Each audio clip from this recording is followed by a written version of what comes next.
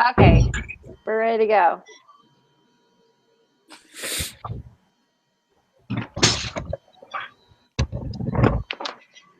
All right, so we're going to start out with the one,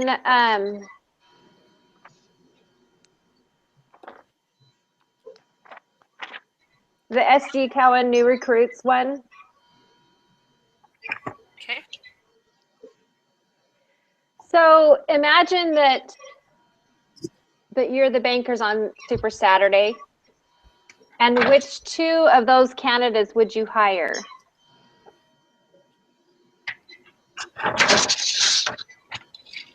I would hire Natalia and Andy. Okay, and what would be your primary reasons for choosing those? Well, with Andy, their concern was his GPA, which sometimes people just have a hard time testing, have a hard time with school. That doesn't necessarily mean whether or not they're ready for it. And he seemed to go above and beyond by putting the effort in. He always provided follow-up emails. He made notes to everyone that he spoke to. He was friendly. He found out all that he could about SG Cowan. And then with Natalia, she also seemed very highly qualified, and their concerns were that she kind of seemed nervous and wasn't that friendly. And sometimes people can do the job and just not be friendly, or maybe she'll get more comfortable as she works. Okay. So maybe see it as her personality, and that it wasn't necessarily that it would affect the way she did her job. Yeah, because I have a husband like that. He's not the most personable person ever. And when he was called as the Elders Quorum president, all of a sudden I had a social butterfly. He went above and beyond and did his calling the way that he was supposed to. So it might not be her personality, but it seems like she can step up to the job.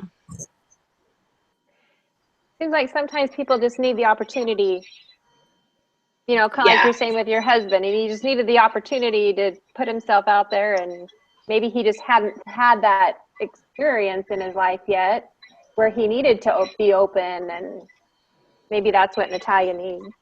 Yeah. All right, anybody else? Would anybody else choose them for different reasons, or would you choose somebody totally different? I chose Andy.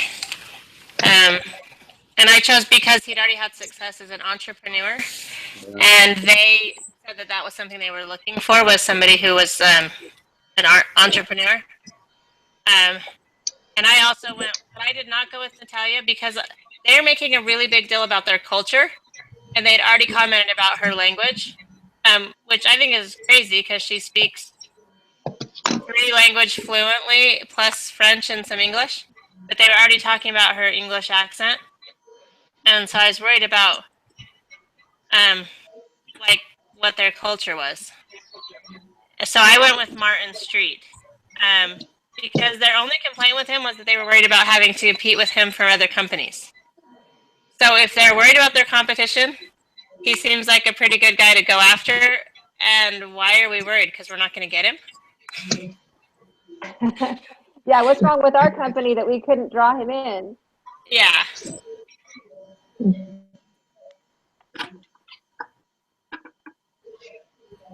I was thinking about Ken Goldstein and as well as Andy. I just like how Andy was able to do that, start that business and like make it pretty successful with the SATs and helping high school kids. And then I just thought Ken had good experience from his previous work at PricewaterhouseCoopers. And the reference said that he was in the top 5% in the company or in the firm. And so I just feel like he knows how to work in the business, and he knows what's going on, and he'd be able to bring some experience to this company. Oh, very good. Anybody else have anybody different? Or did anybody want to hire? I guess there was just the 4 of them, wasn't there? Yeah. I went with Natalia and Andy as well. I thought Natalia had the experience they wanted. I liked the fact actually that she was from Poland and spoke those languages, because one of their big points of emphasis was how they wanted to be more global, and she could bring a lot of experience and a different perspective that could really help out the branch that she ends up being in. I also really liked Andy because he's working full-time as an entrepreneur, helping support his 2 brothers go through school at the same time. School was not a big, was not the main focus. It was the business and getting his brothers taken care of. And now that that's done, his focus will be on the company. It will be on SC Gowan, I think. And so I think he has all the qualities that they're looking for. He just doesn't have the grades. But you can see with the work he's done, he's going to be great. He's going to be a really good asset. I have problems with Andy and with Ken because to me, they're the big flight risks. You know, we have to worry about turnover too when we're hiring. And Martin, I think that he has all the qualities we're looking for, but he's not invested in our company. If I want to put somebody in my company, I want them to be excited to be there. And for him, it almost sounded like, you know, that's great that you're doing this, but I have these other Super Saturdays that I'm doing too. So maybe I can be there, maybe not. And to me, that shows, I mean, that's great that he is a good candidate for other companies, but at the same time, it feels like he's playing the field. You know what I mean? Mm-hmm. Yeah. I mean, you hear about a lot of people who go to Yale and Harvard, and they're really they're headhunted mercilessly, but they don't get the jobs because people see how many other offers they get, and they don't feel like, okay, they want to work for me. You know what I mean? You want somebody who's passionate about where they're going to work, who has the same vision that you have, and I don't see that with Martin. And with Ken, I love the fact that he is a family guy. I feel horrible about putting him on my list, but at the same time, you've got to think about the fact you're going to be treating him differently than your other new hires, and that's going to cause some real issues. Yeah, I just don't think it's, with Ken, I agree. I don't think it's the culture for him. He's family oriented, and right, they're looking for someone that can give 24/7 to the job. And I don't think he's going to be happy if he's expected to do the 24/7 and put his family on the back burner. It's going to cause a rift. Yeah. And he will, I think the turnover will be great with him because he's got to find something that will fit more with what he's looking for in his lifestyle. Mm-hmm. Good point. Yeah, that's why I didn't pick Ken also, but then I felt bad because I was like, we're totally leaving out the family guy. Like, and obviously he's committed because he's doing both. Like he's trying to balance family and work. Like some people don't. They just do one or the other. So I felt really bad, but I was like, it's not the right culture for him. Yeah. Like the very end, it talks about the guy like, hey, let's hurry up because it's my anniversary and I'm going to be in trouble. It's like, you might already be in trouble, dude. Yeah. One thing that kind of stood out to me with Andy that could possibly be a flag is that he had low GPA, but then he was making a point to say that he had high SAT and GMAT scores, but also that's what his company was tutoring people in those tests. So could that have had an effect on those scores? And maybe he really didn't deserve a higher GPA? I hadn't thought about that. Well, I hadn't thought about that either. I feel like not so much with the SAT because he would have taken that a while ago before he even went to college. But I think it could definitely have helped with the GMAT because I mean, studying and helping or creating that business or whatever he does in that business maybe helps tutor people would definitely help you to learn and be able to get a better score on the GMAT. Well, and you have the reverse problem, right? You always hear about the people who don't test well. You also have the people who test really well, but don't really have to do a lot of work to get to that, right? So Yeah. this could be like, I do what I have to get by in school because I have this company. So my GPA reflects that I do what I have to do to get by in school, but I just can test well, right? So there's both extremes. My son can test really well, but he gets really good grades because it's easy. But some people, they can test well, where you mostly hear about people who don't test well. So it could go either way. Mm-hmm. And would that kind of person be willing to pull the load in a company situation where they're not willing to do the work, they're not willing to take the participation points in class in order to get a good grade, but they want to be there at the end for the test? You know what I mean? Yeah, I wouldn't think that's a good person to have, no. Mm-hmm. Well, and I think you'd want to explore it more to see, did he not have the time to do it because he was focusing so much on his company, or did he not have the time to do it because he wasn't motivated to do it? Yeah. So I think you got to find the motivation behind that. Also, like, if he's an entrepreneur and has found success, like, is he really going to be focused on the job at hand in the new company, or is he going to be trying to start a new business? Yeah. So that kind of leads us into the next question, and that is, what other information would be useful to you in making the decision whether or not to hire these candidates? So let's just start with Natalia. What other information do you think we should have that would have helped us make a better decision?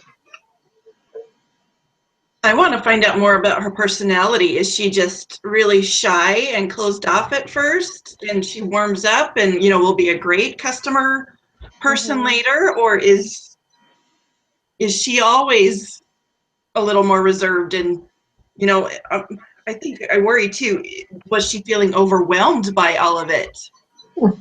So you need to ask her some personal questions about herself. Well, and I forget, was there, did they talk about her references? Like, because I think we would need to find out if, how she worked in other companies or how she worked in different situations. Because it seems Super Saturday seems super overwhelming. Yeah. It's not like Super Saturday in the church. Yeah. Which is overwhelming if you're the leader. Yes, true. So For it the does say that they checked a reference, and the one reference said that she was a person he would want to bring to a tough negotiation. So it seems like her personality is already kind of tough, right? Like, not everyone's going to have a boss say that, especially if a female employee. You're talking about a language barrier here, right? And they're saying I'd still bring her to a tough negotiation. So her personality seems a little bit rougher on the edges than, most females, I would say. But still, what kind of bothers me is where the people are already saying they don't feel like she's going to be a good culture fit. They're worried about using that as an excuse. Like, if they're already thinking about how she doesn't fit into the culture, and then you've got the whole discrimination thing being thrown at her before she's even in. So what's going to happen when she's in? Like, I feel like it's almost in her best interest not to hire her, because unless the company changes a little bit of their culture, it's kind of like the deal with Ken. But yet they never, when they were checking her references, I don't see that they ever asked, was her accent a deterrent in a problem in your previous job? I don't see that they did that. They asked other questions, but not that. Yeah, it's just down at the bottom where it says they're worried that it might be an issue with inpatient bankers on her team, but her language skill would not be an issue with clients because clients think they speak too fast anyway. I mean, they're already doing some of that discrimination stuff before they've even thought about hiring her, right? So yeah. I worry it's not in her best interest. I think she'd be a great person. I just worry that that she's going to be uncomfortable in the culture the same way Ken's going to be uncomfortable in the culture. Very good. Okay, let's move on to Martin. What more things would we like to know about Martin? I want to find out how committed he is to our company. You know, is he just flitting around and trying to find the best offer for him, but he's not really excited or passionate about a certain company's vision, you know, because 3 years down the road, maybe he has a really different personality and vision, and 3 years down the road, you're going to be rehiring someone for him because he can't stick with what you're trying to go for, you know, your goals moving forward as a company. Right. You know, when he came to the thing toward the middle of the recruiting period, you wouldn't think he'd be that excited to focus on that company. Mm-hmm. Anybody else have any? Well, I kind of feel like banking is just like, ooh, let's try this. I don't even really feel his commitment towards the whole industry. Mm-hmm. And so I would be worried about commitment. And also, is he all talk?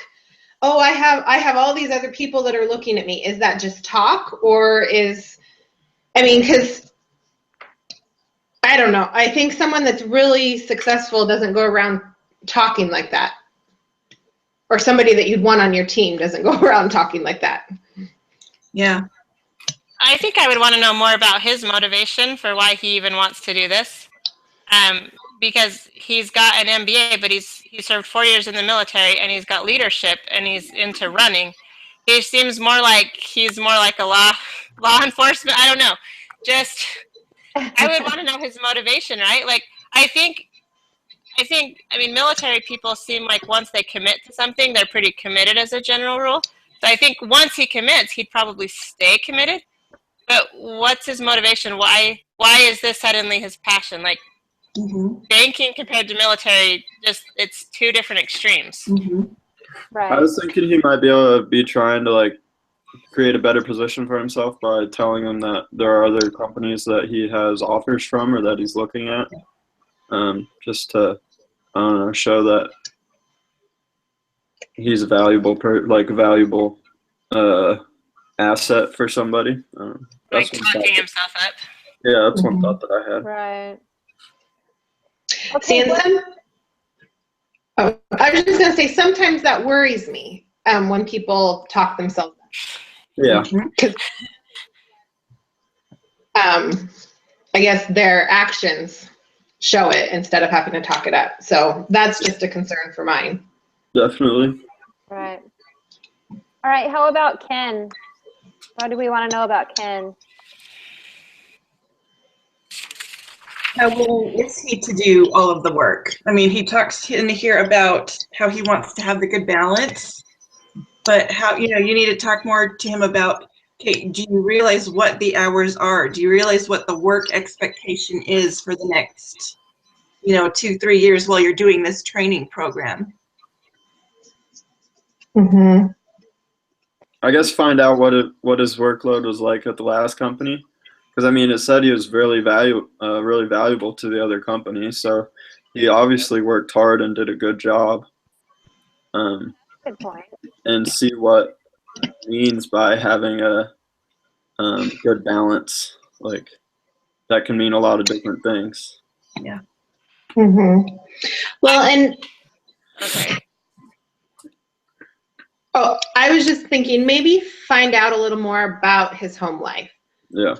Does his wife work? Will he have to sometimes stay home if his wife has to go to work? Or is his wife a stay-at-home mom? I mean, there's just a lot at home that if you found out about at home, you'd be able to find out, will he have to run and pick his kids up from daycare? So. Yeah, very good point. Yeah. Is that going to be a time constraint for the company too? I wonder why he's leaving. Right? He's been at PricewaterhouseCoopers for 5 years. Yeah, it looks like he's obviously increasing his education. So maybe he doesn't feel like they're compensating him for his education. Like a lot of people will leave a job because they feel like they got the degree and then the company didn't care. Yeah. Like that, my husband worked for Salt Lake County for a long time, and the county's that way. They care about certifications, but they don't care about your degree necessarily.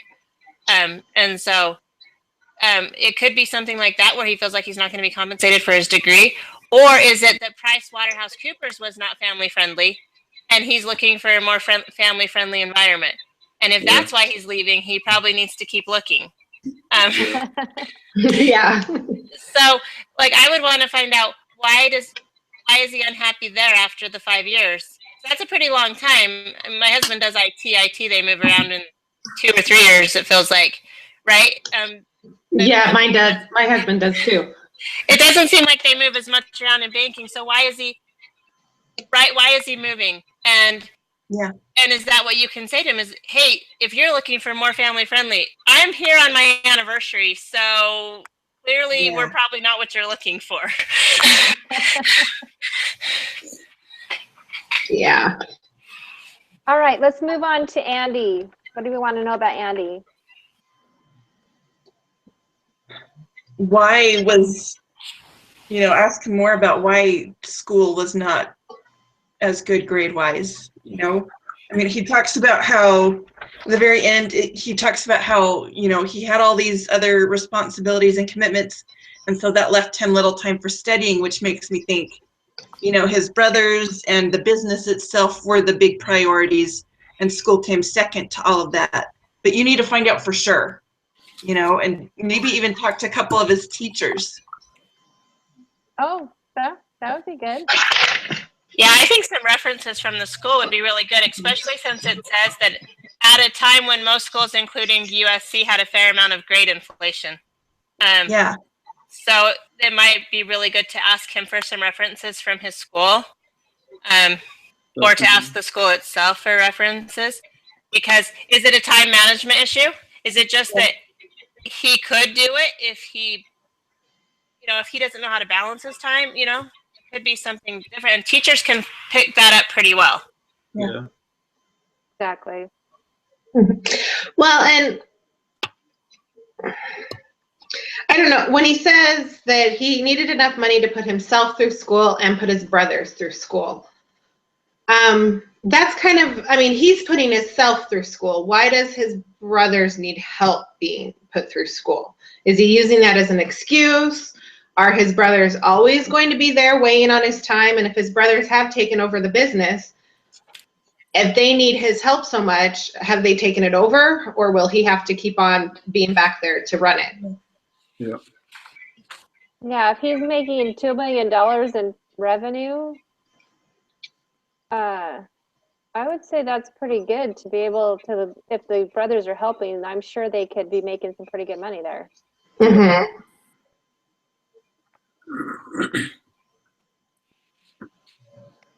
All right, so let's move on to part 2, which is we're going to talk about the interview process. So what are the criteria for choosing candidates at this company? I think that's part of the problem. It's not really clear, right? I mean, they're complaining about Natalia not fitting into the culture, basically. Same with Ken. They're worried about grades for Andy. I mean, all I can figure out is that they want them to be young, energetic, self-starters, entrepreneurs, and fit into their culture. Mm-hmm. Those are pretty vague criteria. Well, yeah, it sounds like even also like as they were outlining what Super Saturday is and what they're looking for, it sounds like different departments have different ideas of what they want. There's no clear cut. It depends on which interviewer you get on what they're looking for. Yeah, I wonder how easy it would be to narrow down the list if you had the specific, this is the job you're going to be doing, and these are the hours, and these are the tasks, you know what I mean? Maybe you'd get rid of Ken like that if he knew, Yeah. Like, oh my gosh, I'm going to be working 80 hours a week and I won't be able to do, these family things that I wanted to do. He could say, okay, I bow out right now, and now you're down at 3. Yeah. Mm-hmm. Well, Well, doesn't it say something in there like they're looking for the right fit and they're looking for the right sparkle and Yeah, and how that's just really generic too. So Yeah, what, what does is that, sparkle? what does that even It mean? reminds me of the CEO for Doohickey, you know, where I got the, you know, I'm talking to that person and yeah, they'll be a good fit because I get on well with them, not because they'll, you know, they have good management experience or, you know, I've seen them take care of this negotiation. yeah, well, it's like on Natalia. They're like, well, the clients will like that she speaks slower than the rest of us. Yeah. Like, what kind of qualification is that? And are you just out if your eyes don't sparkle the right way? I mean, we need we need something defined for sure to go off of because every Right. interview is looking for what their own pet thing is, right? Yeah. I think it's a problem on the part of the interviewers or the company selecting those people that interview and not training them on, what they need to look for and what they need to do and have specific goals for what they're looking for. It's just, go out and find somebody that looks good and that has good grades or whatever. So it's not clear for those people that are interviewing on what they need to look for. Yeah. Doesn't it say that for the Super Saturday they just go out and basically get people that will come in and do it? Like, I don't remember. doesn't he say something like that because they get a little bit of say in what's going on? Yeah, because there's not really any like compensation for it. Yeah. It's But just it says that they are held liable. It says that they are held liable for the quality of the candidates that are brought to the Super Saturday. So, I mean, they So- do have to think about, is this person going to be a good fit? But it's still generic enough. Yes, that person would be able to take care of these tasks instead of, do they have the sparkle in the eye? Well, so at the bottom of the first paragraph of Super Saturday, it says, Ray had commandeered 30 bankers to come to Super Saturday. They're giving up a Saturday, and they want to get out of here as fast as they can, but they get to make decisions. That's what brings them here. So just that they have a little bit of power brings them to Super Saturday. So I think Alex is right. They need some training. They need like actually trained interviewers, not just. It's almost like it's like a volunteer thing. Like, okay, you've done your Super Saturday. You're out. You don't have to come back for a few more years. Right. And I think when the other thing that we read was talking about how important it is that the person who who has the final decision on hiring is going to be that supervisor over the person who is being hired. And with these people just randomly, 30 bankers that he talked into coming, they're not going to really care who they hire and who they don't. They'll have their own agendas. But if it's somebody that they know they have to be over and account for what they're doing, they're going to be a little more careful about who they let be hired. Yeah, I like at the bottom of the page 6 where he literally says, if you could only take one of these, which one would it be? And if I can't put her anywhere else, she's going to be yours. How do you feel about that? Hey, that's... Yeah, I think we definitely need to train the interviewers and bring in the direct bosses, like Lisa was saying. Okay, so what do you think about the interview process, and how do you think it could have been improved? Let's see. There should be a way to make it a little less overwhelming. I mean, like you guys said originally, that's a pretty overwhelming. Unless you set up like your informal interviews beforehand. I mean, you're walking into the Super Saturday and you're just interviewing with people and he's tapping on the door to tell you you're done. We need to find a way to make it a little more personal so you can get a little more time and a little more information. Yep. Seems like if you're trying to attract good candidates, then it should be more personal. It should be more warm interview process, because a lot of people aren't gonna, be attracted to that kind of company. They're going to just feel like a number the whole time they're working for the company. it feels like they are herding cattle from start to end, right? You hurry and go, you hear from the president, then you get shoved into these interview rooms, they're knocking on the door, and then even at the end, when they're talking, they're pushing the numbers around the whiteboard, right? Like this person, they're moving yes, no's, like they're treating their people like cattle. Right. Yeah, I don't blame Natalia at all for coming across the way she did. Yeah, it's intimidating. How do you be yourself at that type of thing? And maybe No. she was exhausted by halfway through, and Yeah. it was hard for her to shine and sparkle. Well, it started Friday night with drinks in a social environment. Some people just are not comfortable in those social environments, but they excel at their job. Yeah. And maybe they were all hungover for the interviews the next morning. True. I think, yeah, it needs to be more of a one-on-one and get the direct bosses involved. Like you said, like it said in the other reading, we need to get those direct bosses involved, not just these people who are doing their time for the weekend. Yep. Right. Okay, so talking a little bit, we're going to shift gears over to the recruiting, the school campus recruiting. How did the company decide which schools they were going to recruit at?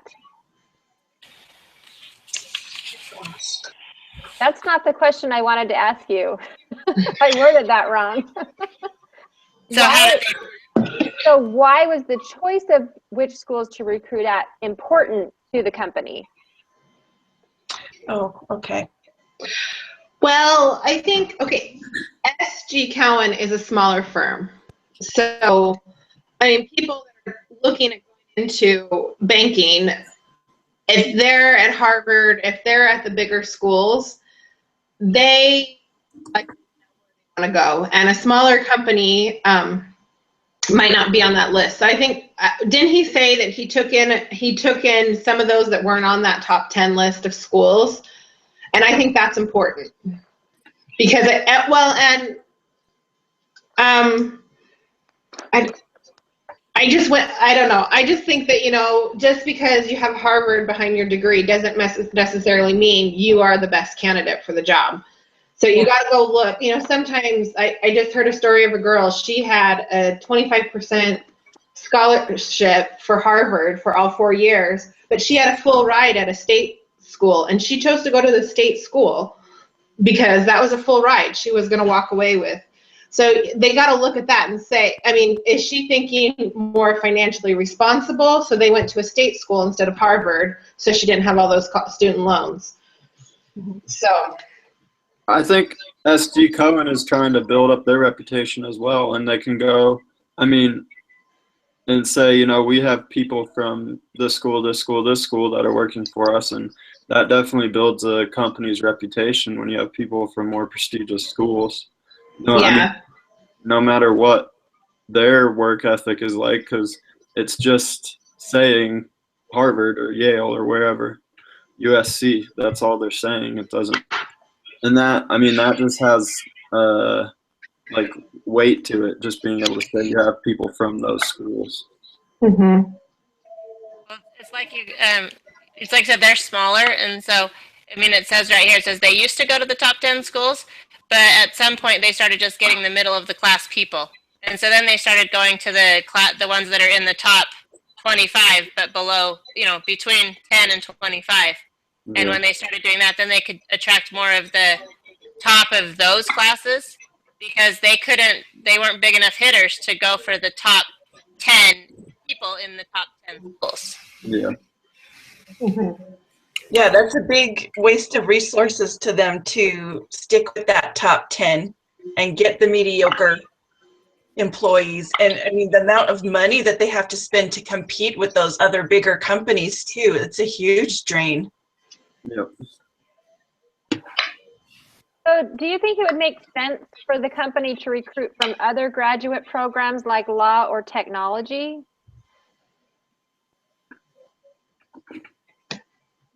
They seem to be varied enough. And who was it who had been a lawyer and was doing really well for them. I think branching out that way could really help them too.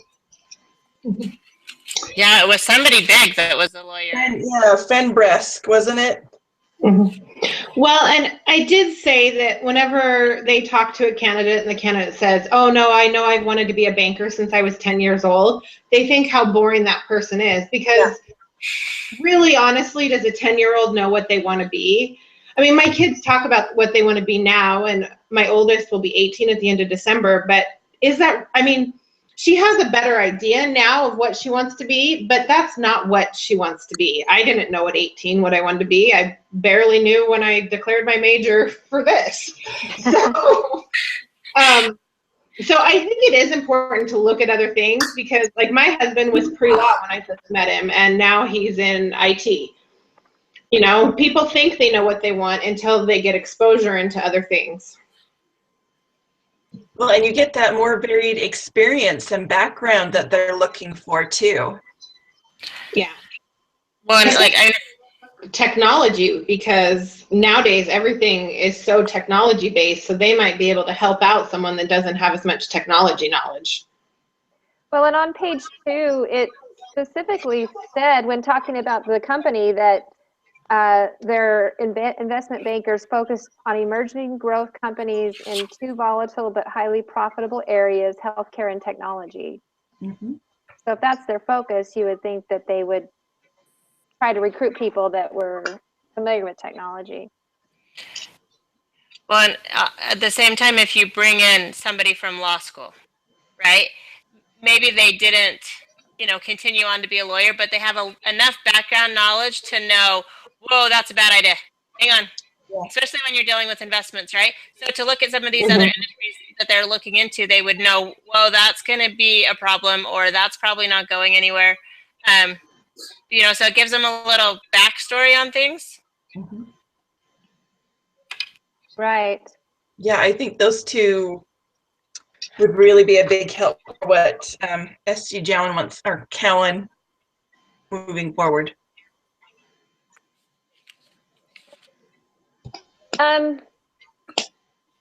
So the last question in that section is, are the associates the best people to send to campuses for recruiting? Oh, so these are the ones that they was said that they sent like the first years or whatever, so that because they're going to be tougher on like what they do day to day. I think so. Well, yeah. Well, no, they usually sent associates or senior associates to conduct first round interviews. Oh no, that I'm looking at the wrong place.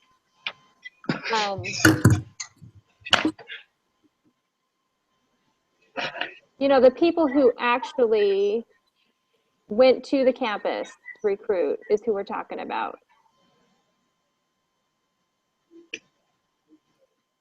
And they were bank associates that they would send to the campus to do the recruiting, and sometimes they went to the campuses of the colleges they had gone to. Is that good? Is that the best person to recruit, or would it be better for like let's say an HR person or some other person in the company to take the time to go to campuses and recruit? Personally, I want someone who has done the job or is really familiar with what the job requires. So when they're interviewing, they know what questions to ask. And you know what I mean? Yeah. Like they're talking about a lot of the senior upstream people are removed from the things that they're looking for in when they're first hiring. And so I don't want somebody like that who, you know what I mean, who doesn't remember what it feels like to work those hours or to do those tasks. I want somebody who is either currently doing them or is, did them, 3 years ago, still remembers what it feels like to do it. So they have a better feel for what they're looking for in a new recruit. Definitely. Okay. What about the costs involved with that? What about the time, the travel time, and expenses to send to take people off of their office jobs and send them to a campus. Do you think that's worth doing that? Or do you think you should have just a specific department in charge of that and that's just what they do? I think it would be best to have that specific department because, I mean, if that associate has to go out and do that stuff, you know, they're not making the company money, they're not doing their job, and they're not specifically trained to go and recruit people.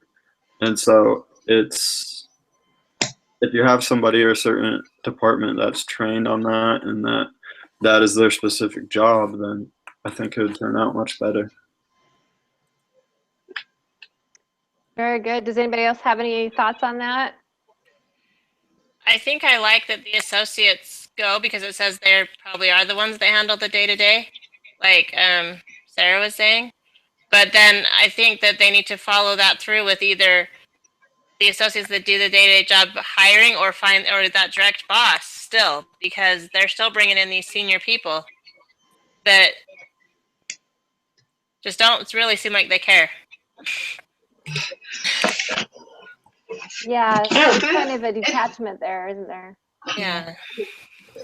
It's kind of hard to know because, you know, my husband's been hired by like direct bosses. My husband's been hired through HR. And like when it was the direct boss, he didn't get all the information he needed about the company and like benefits and stuff like that. You know, he didn't get the full picture of the company. But then also when an HR person has hired him, he like they said, oh, travel's minimal. You'll only travel like maybe 1 week out of the month. And, you know, that wasn't the case, you know, whereas someone else would know better, you know, someone that was working that would know better. So it's kind of hard to tell which is the best one to send. You really gotta have a kind of, what's the word? Not a web, but Collaboration. yeah, collaboration. So they're not falling through those little information cracks and stuff, you know, where you might lose them 2 or 3 years down the road because they didn't understand what all of the requirements were. You know, it seems like Super Saturday would be better if it was more like a church Super Saturday where the people being interviewed went to different people, right? So it's like stations. You know what I mean? Yeah. Like you go talk to who might be the direct boss and you go talk to somebody who might do that job and you go talk to somebody in HR that can give you the lowdown on benefits. You know, just during my HR interview, he was like, I can't even do strategic planning because I am dealing with Obamacare and all the rules and laws behind that and the rules and laws behind and then he was dealing with the rules and laws behind that, and then he was like, and everyone just wants time off. So I'm just managing time off. And so like they're not even involved day to day. So if they had more like, if that Super Saturday was better utilized so that the people being interviewed could find out from all these different people, and then all those same people would have an idea of how the person is. Yeah. Yeah. Or even having group interview, you know, have the HR person and the direct boss in the same meeting asking questions, and then they can feed off of each other's questions and the responses of the candidate and things like that. Well, because like it says they bring in like the associates that have the basic skills like at first, and then but then they bring in the more senior bankers on the Super Saturday because they want to know if they have it, what it takes to be in the long term. Well, that's pretty hard to know today if you have it to make it through the long term, right? Yeah. I mean, you can get a pretty good idea, right? We're all still here. We're all sticking out the assignment, so we're probably in it for the semester. But we've been here for a couple of weeks, not a day. Yeah. So I think that's fine if they want to bring in some guy that can say, I don't know if they have what it takes to make it in the long run, but they need to have some other people in there, like you said, like 4 people interview. You can have the senior person, someone that does it every day, the HR and the direct boss, and then see what happens. Mm-hmm. Right. So talking a little bit more about, well, hang on, let me see if we already went over this.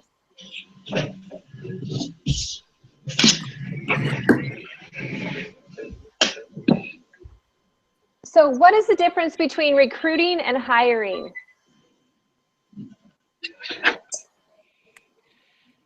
recruiting in this case seems like they're just like gathering them all up and shoving them in a corral, and then they hire from that, right? So recruiting is getting your base, and hiring is picking who you're going to keep. Yeah, I think recruiting is selling recruiting is selling the company, and hiring is when the candidate needs to sell themselves. Mm-hmm. I like that. I like that. Recruiting is selling the company. So back to who was to recruit. Do you think the associates would be the better people, or do you think somebody who is in marketing would be better? What do you think?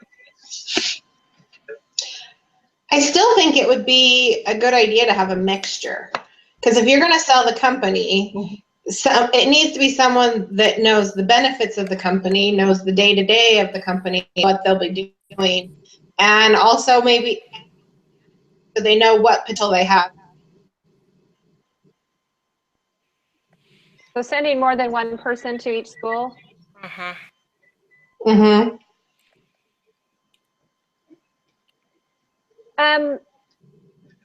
What did you learn from this case about recruiting? But it's not just throw somebody out there and try to find somebody to come work. That it takes like preparation and searching and like making sure you're prepared, and you can't just go out and do it. They were somewhat methodical in that they chose which schools they were going to go to. I guess they didn't just park on a grab whoever walked by. So Yeah. I have to be somewhat, and who you're going to target, maybe. Yep. Yeah, they had some good methods. I think they just need to do a better job of, it seems like everybody there knew what the company was, and things like that. They just had a hard time realizing, as a company, they had a hard time realizing what exactly are we looking for in these employers, because they had problems with each person for totally different reasons. And if they had a more specific interview process, I guess, it might resolve a lot of those issues. Yeah, I totally agree that. So Yeah. what did you learn about hiring?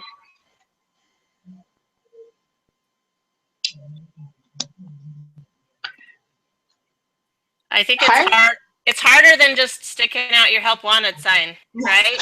I mean, there's more to consider, and I think that sometimes, just from this case, they were so stuck on culture. They were so stuck on if you could fit into the culture and make it long term, and that's a really great place to look and make sure they're going to fit into the culture, for everyone's benefit, for the companies.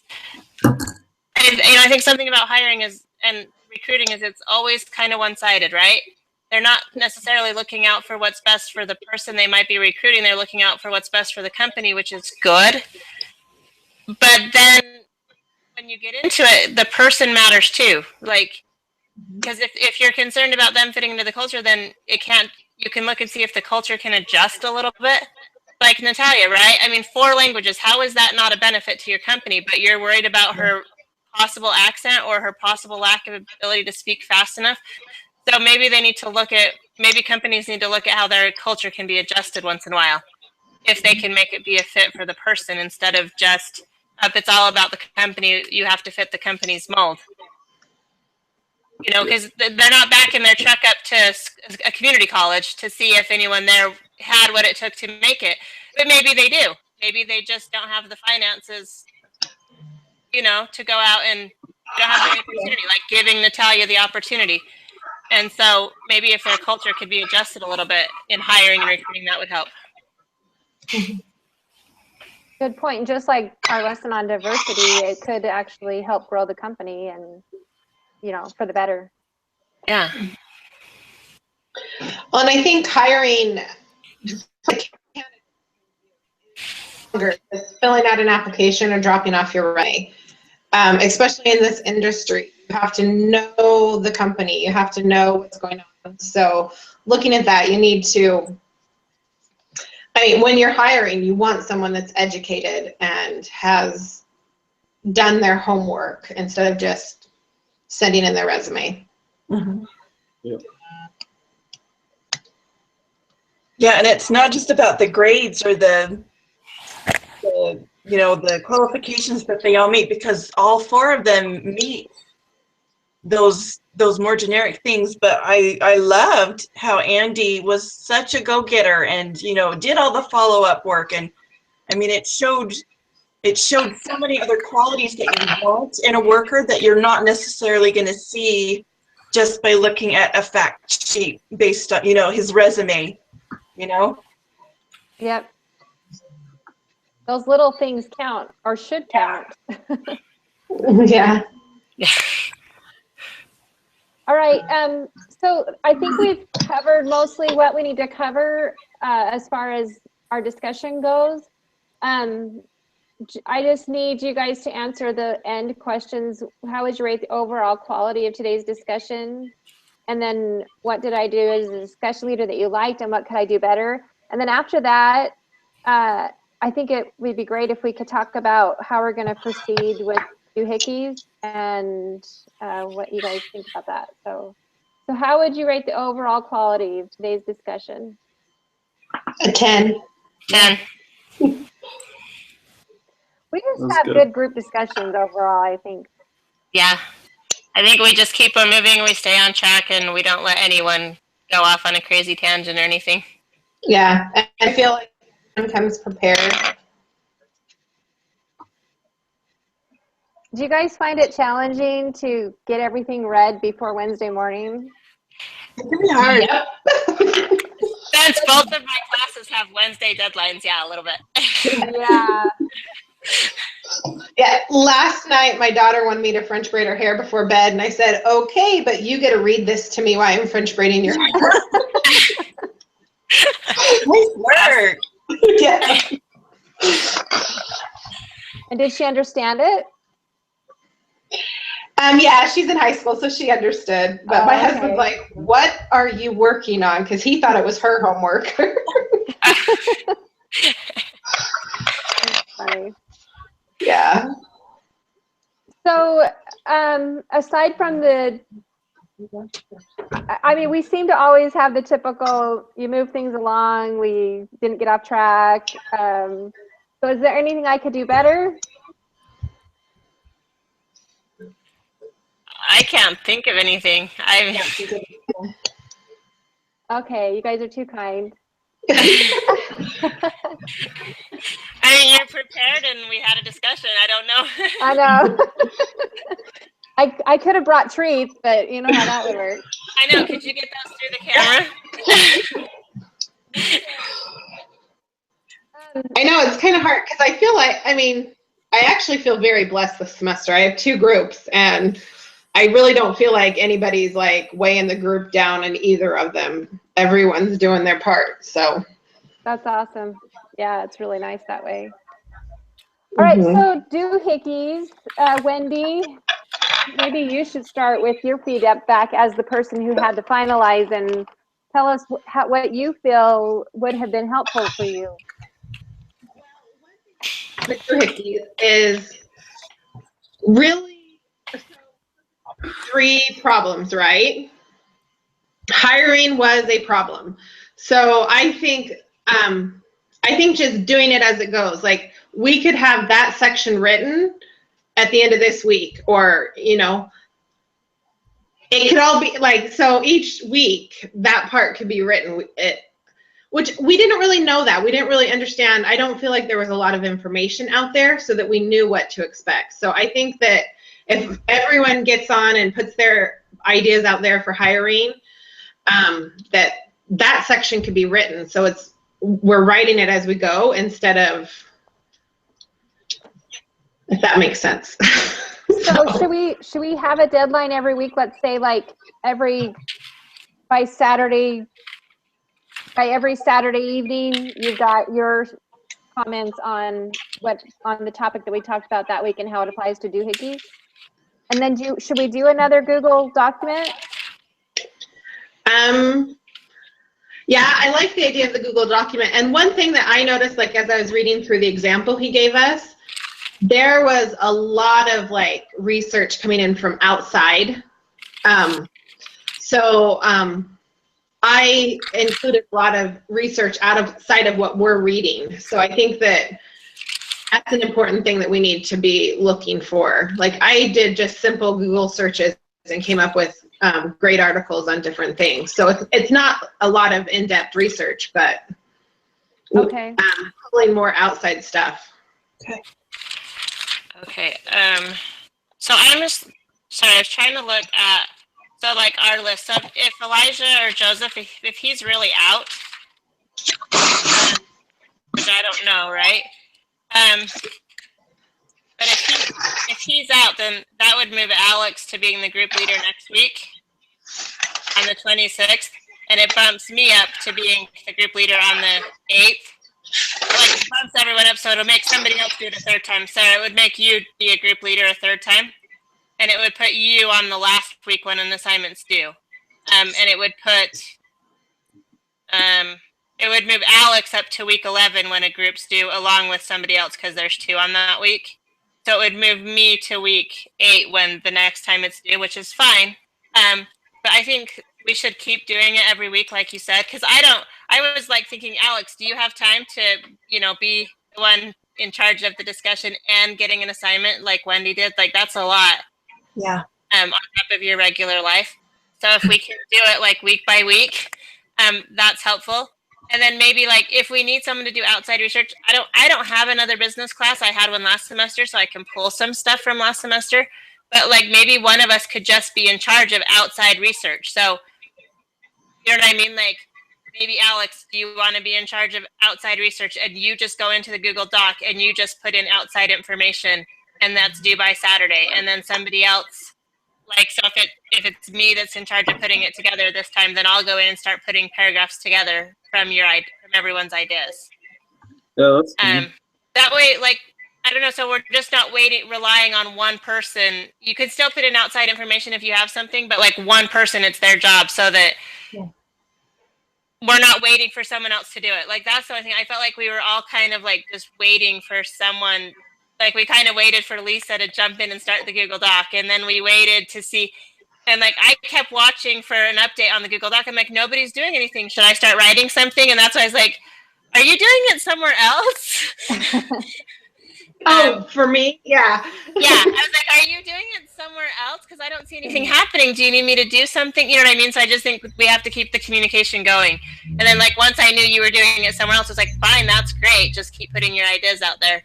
I think we just need to make sure we've communicated what the plan is and then, go to that and then communicate if you have any questions. Because I just didn't know.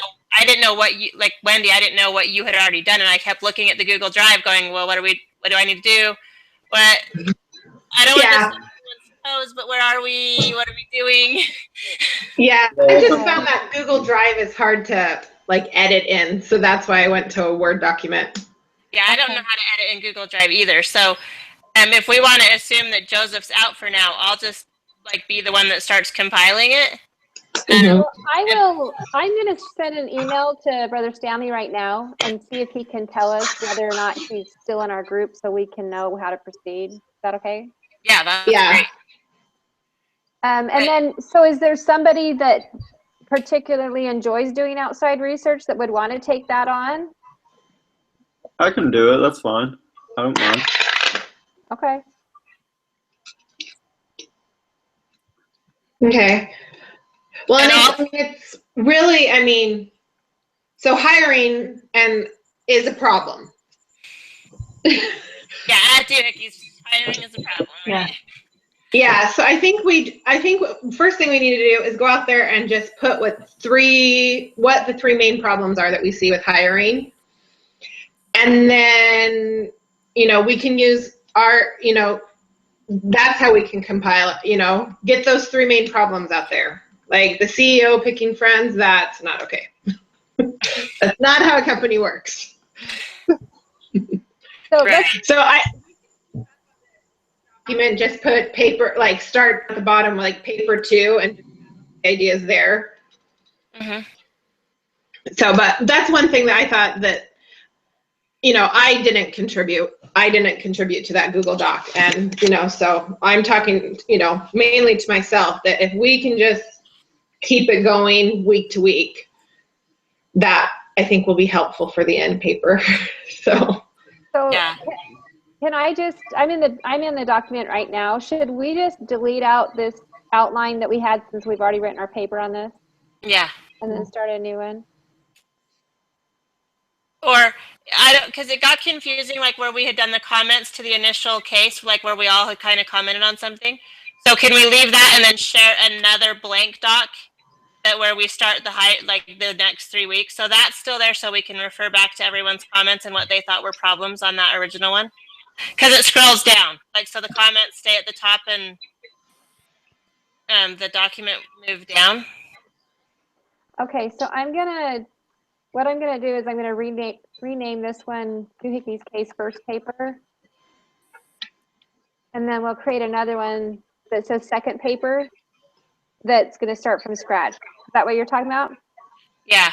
Okay. And then even if you delete the outline that's at the top, so it matches the comments back up with the original case that we're looking at. So when we go to the first document, we're just seeing our original comments. The outline part's gone. Okay. I don't know how to explain it, but do you know how like how we commented on the side of the document, and Yeah, they you don't still want that there. Yeah, it Okay. doesn't match up with, once you start adding in page at the top, it doesn't match up where the comments are. So like you're looking at the comments and it's in the wrong place. Okay. And then so it's like a blank document to start on for this time, and we can go back to the original one where we, you know, had thoughts about what was going on. So you don't want, so on this second one, you don't want the case on there. You want to be able to refer that to the first one with the comments. And this is only just a blank piece of paper to start our outline. Yeah.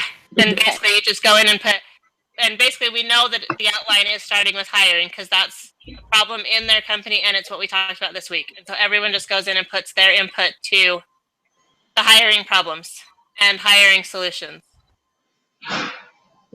mm-hmm. Yeah. And I don't know for you, Wendy, but my business class last semester, like finding problems is easy. Finding solutions is hard. So I would say as much as we can input solutions, I think we can find 3 problems fairly easily, but we need help putting solutions down. Yeah. Yes. Because that was like with the leadership, it was hard. I mean, it had bad leadership. Really just educating the leadership and making better leadership. I mean, it was hard about, you know, stretching that into 4 solutions. Yeah. So while you're reading and while you're thinking like through each case each week, just be thinking of what you could put for solutions for doohickeys, because all of us have different input. Like even on this one where we saw all the different hiring, the different people we'd hire for different reasons, that could be solutions in there. Mm-hmm. And while it's fresh on our minds, just go in and put what you think are solutions. And then I'll go ahead and be the one that compiles it this time, because if Joseph's out, then it would fall to me anyway. And then just go ahead and put your solutions in, and then we'll just kind of keep consolidating it and communicate with each other and make sure we have the best solutions. Mm-hmm. Yeah, because like I said, I mean, if we get the problems and the solutions in by Saturday, really that part's written. So yeah, I was worried about the 3,500 words. It's really not. No. No. So, and then another thing is just like it hasn't really said if we're doing APA or MLA for citing. So I think that's just really important to include. I mean, I guess you need to know if it's a website, just include everything. So, and like, I guess since I did mine through Word as references, that's why it couldn't be edited by anyone but me. So So then I just took your information, Cindy, and inputted it into Word, and then it all added in. Okay, yeah, that's how I do my references on Word too. I figured that's what it was. Yeah. So, Alex, just make sure, like, on your outside research for this part, that you make sure you give us, like, references and, like, written out how you'd want them. Yeah, I will. I usually use APA, Okay. so Is that the most common? I think that's what I've mostly used at school. yeah. I think so. Yeah. I just find it odd that it hasn't been specified. Yeah. So, The whole doohickeys thing feels like it's like a sidelight, right? Like, oh yeah, don't forget about doohickeys, but then it, like, comes and smacks you really hard. yeah. So Well, yeah. Maybe if it's not outlined which one to use, then he doesn't really care. So that's the case. So, Alex, if Joseph is out, are you good to be in charge next week? Yep. All right, I sent that email out. As soon as I hear back, I'll let you guys know. Then we can adjust accordingly. Sounds good. So, Okay, I have the schedule written down in my notebook, so I'll go ahead and when you send out the email, I'll adjust the schedule if we need to. okay, awesome. Sure. All right. Thanks, guys. Thanks. All right. Thank you. All right, talk to you later. Okay. Bye.